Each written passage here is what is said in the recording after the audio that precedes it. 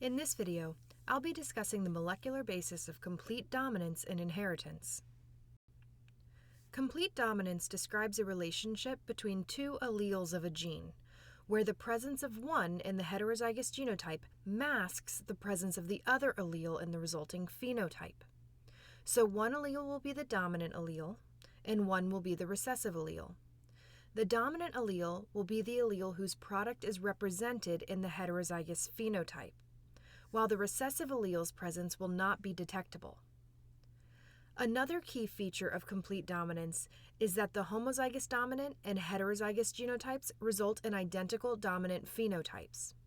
The recessive phenotype is only produced when the genotype is homozygous recessive, meaning no dominant allele is present in the genotype. So from two alleles, you see 3 genotype possibilities, but only 2 phenotype possibilities. A good example of complete dominance is the gene SGR in pea plants. A plant's SGR genotype determines whether its peas are yellow or green. How does this work? Well, the SGR gene has 2 alleles. The dominant allele, let's call it big Y, encodes an enzyme also called SGR. This enzyme is involved in the pathway that breaks down the green pigment chlorophyll into a colorless product.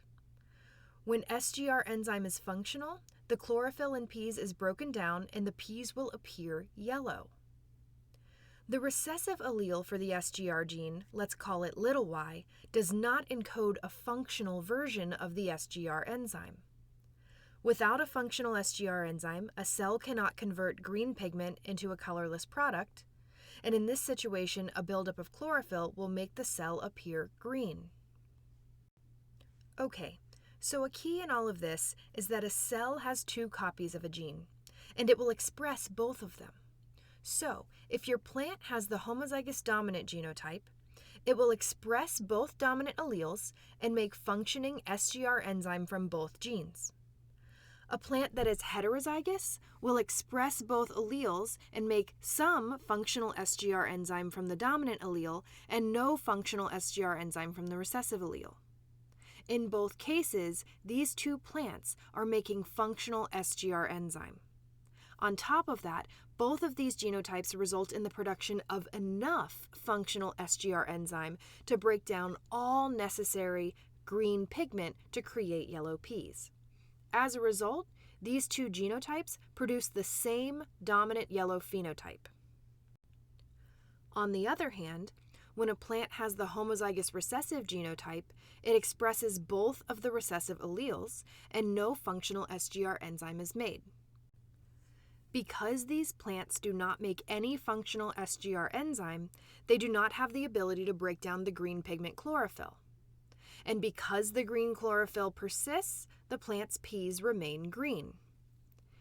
This is a classic example of complete dominance, which occurs when a genotype with a single dominant allele produces enough protein associated with that dominant allele to create the full dominant phenotype. In this case, you will not see a phenotypic difference between the homozygous dominant and the heterozygous genotypes. Even though you see 3 distinct genotype possibilities between these 2 alleles, you only have 2 distinct phenotype options. One thing to keep in mind is that this example shows you that a dominant allele encodes a functioning version of a protein, while the recessive allele's product is non-functional. This is not always the case with dominant and recessive alleles, though it's very common. There are other forms of dominance like incomplete dominance and codominance that create distinct phenotypes in the homozygous dominant and heterozygous individual. If you'd like to learn about these forms of inheritance, see my other videos.